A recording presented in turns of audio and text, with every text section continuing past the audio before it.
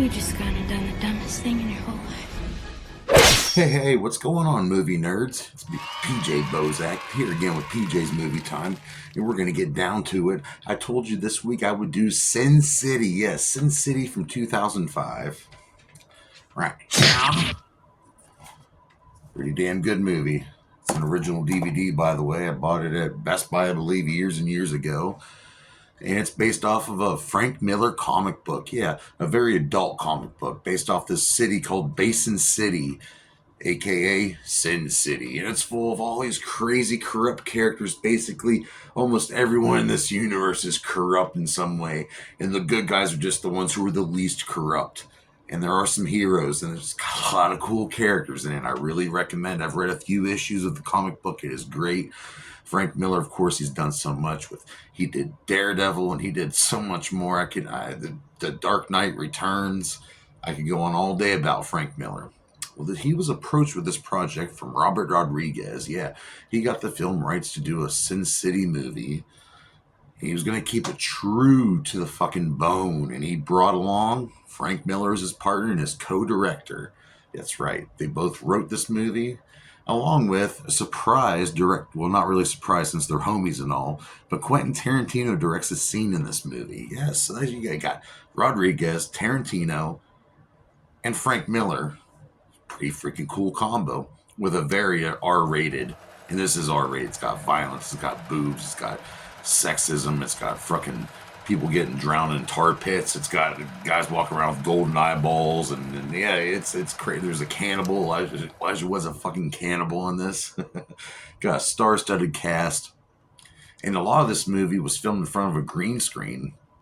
And Rodriguez, if you know anything about Robert Rodriguez, he goes with the times. He tries to learn new things as he's evolved in his filmmaking career. We all know and love From Dusk Till Dawn. That was a big hit in the late '90s, and Planet Terror, which was just fun. And he's done some family friendly shit too. Well, he wanted to make a Sin City movie. He brought along Frank Miller.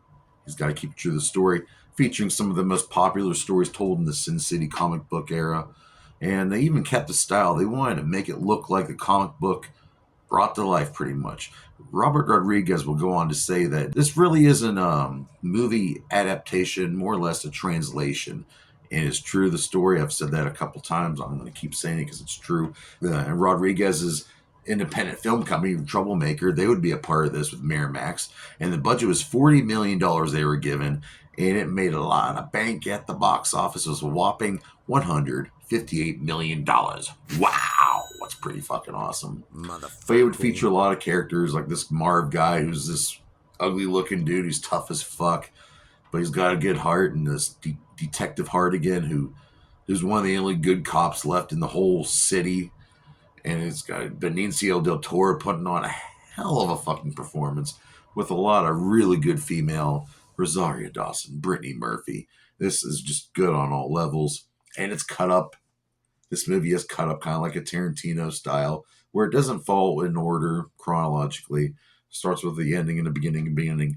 And there are two versions of this. There's a theatrical R-rated cut, which is directed by all three gentlemen I named earlier. There's also a Frank Miller unrated cut, and it's a little different. It's got a few extra scenes, including a scene with Marv and his mom, and Detective Hartigan and his lawyer. It's got a couple of extra things, but it's told chronologically. And after watching this movie for almost 20 years, it's kind of hard to watch that uncut, because this is the first time I watched the uncut Frank Miller version. And it just threw me off the way. So I'm sorry, but I like the three director collaboration here. It's my favorite. It's the best. But who stars in the motherfucker? Well, I'm going to give you a few basic celebrities here, okay? And then later on, I'm going to go into the stories. It's told up into stories. But here, it stars Jessica Alba, Nancy Callahan. Some tragic shit happens to her. She's saved by Detective Mickey Rourke, playing Marv, the character with the weird nose and forehead. He's badass, though. Brittany Murphy playing Shelley. And she's involved with this guy named Dwight. And Dwight is played by Clive Owen, who I think is a really good, underrated actor. Benicio del Toro, the legend, playing Jackie Boy. He's a very, very, very bad character and starring in the movie. Bruce Willis playing Detective Hartigan. And yeah, it's just so many different stories going on. But it's if you get on YouTube right now, you can look up the behind the scenes footage that they did of this, and there's like a whole lot of stuff, and it's really cool. And like I said, a lot of this was filmed in front of a green screen. Rodriguez learned this style, and he also edits his own movies and does music for his own movies. In fact, if you go on YouTube right now and look up Sin City behind the scenes, look for a featurette called the 15-minute Flick School. It shows a lot of cool stuff, a lot how he did things. And he also had some really cool makeup effects to my KMB effects. Yes, I know I mentioned them so much here on this channel with Greg Nicotero, and they had to do a lot of cool stuff. I mean, with Benicio del Toro's face, everybody, they learned certain ways to film. They wanted to keep the black and the white, like in the comic book, to make it look with certain colors. Like some people's blood would be red, and of course, the old yellow bastard's blood is this yellow. Well, while they were trying to film this, they found out some really cool things. They used fluorescent tape to stick to certain people to have certain colors when they re-edited it and put the backgrounds and the colors in. Robert Rodriguez is a student of the game, and he fucked around with so much stuff. He's always learning new stuff. Of course, doing the music scores with John Debney and Graham Reval, which has got a great score. And he did a lot of layering with the color. Not everything was filmed all on a big sound stage. The car scene, there was no car. It's just a lot of really cool stuff there. Stuntmen were Ali Brown and JJ DeShaw. And yeah, man, I like some of this. It's really brutal, kind of, there's penises getting ripped off. But like I said, the Sin City comics, they did pretty well. There's two main stories that they adapted for this, and that would be that Yellow Bastard and the Hard Goodbye. There's pretty much four stories all together here, and I'll go over the actors. I'm not going to spoil anything, but we have The Customer is Always Right, Part 1, starring Josh Hartnett, who's credited as the salesman. And then we have Marley Shelton playing this lady called The Customer. And he's pretty much a hitman, setting up the tone for Sin City. It's corrupt everywhere you go. Corrupt police, hitmen, underground, everything you can think of. Then we go to the Yellow Bastard story, and as Bruce Willis playing Detective Hartigan, we have a Jessica Alba playing poor Nancy Callahan. She's kidnapped in the beginning by Nick Stahl's character, Rourke Jr., who his dad is a senator and he wants his son to become president one day. This guy's a sick pedophile killer. He likes to kill children.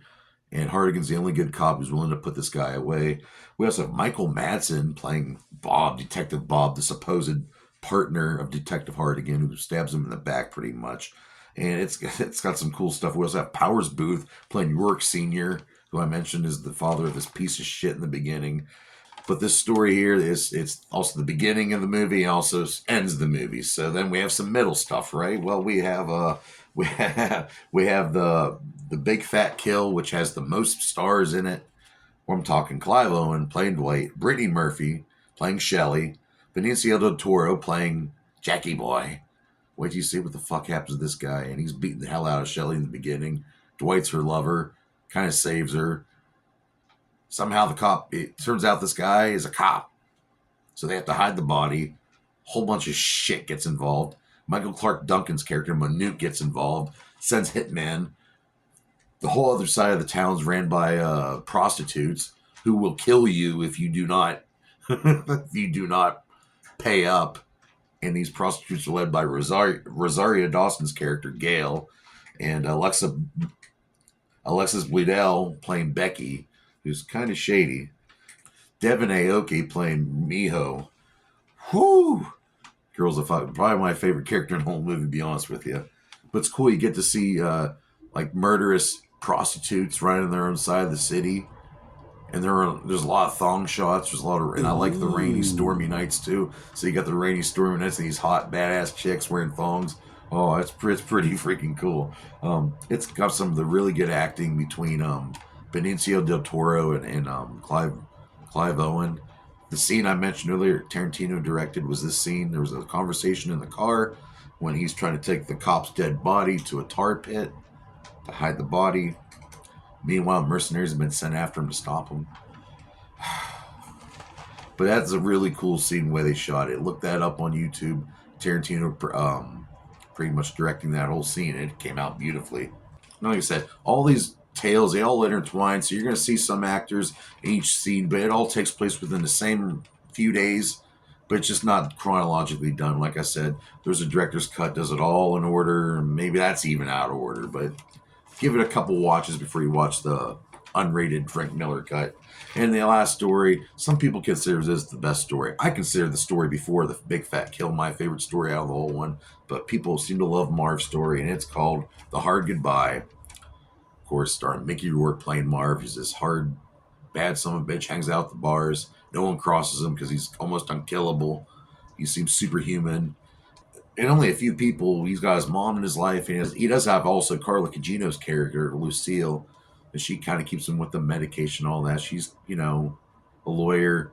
There's also a cut scene in the Frank Miller cut where she's trying to help Hardigan get out of prison with no luck. But who else is in this scene? We also have Elijah Wood playing this. He's pretty much paid by the priest, and the priest is also the brother of that Senator Rourke guy. This priest played by Rutger Hauer, and he's got this kid named Kevin going around eating people for him and killing who he needs killed, and it's fucked up. Elijah Wood plays him. People were just blown away that he would even play this role, and he does it to a T.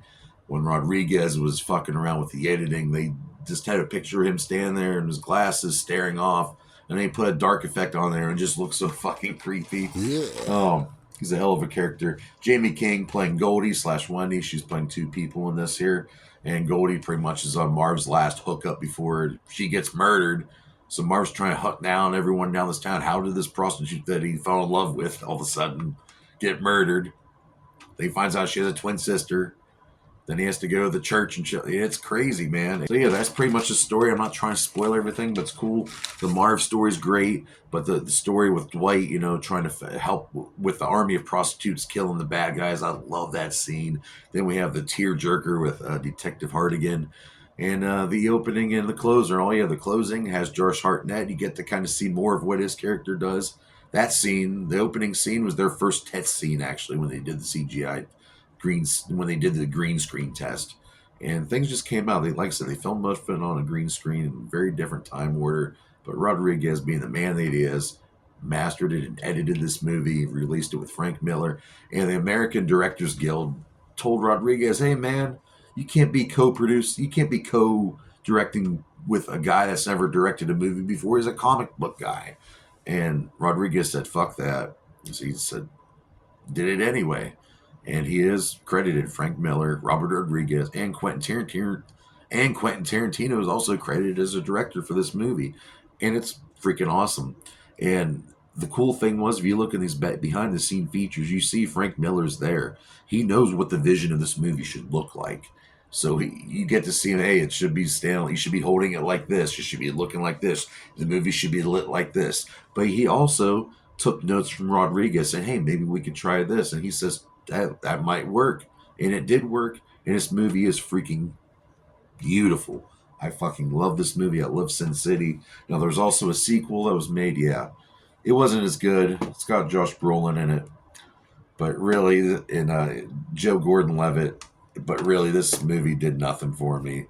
It was a nice try, though. But what do I rate the original Sin City Frank Miller classic from 2005, which is a great comic book. Go out there and check it out. Like I said, perfect movie. Gets 5 out of 5 dog dicks. Yeah. So join me here next week on PJ's Movie Time, where I will review a weird, obscure movie that not a lot of people talk about, but I really liked growing up as a teenager. It's a really creepy serial killer on the highway kind of girl on the run, weird little Red Riding Hood thing called Freeway. Yeah, Freeway. I don't know if you've ever seen that or heard of it, but we're going to review it here next week. Got some stars in it. They like Reese Witherspoon and Kiefer Sutherland. It's fucked up.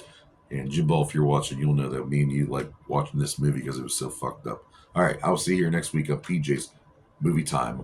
Whoop, whoop.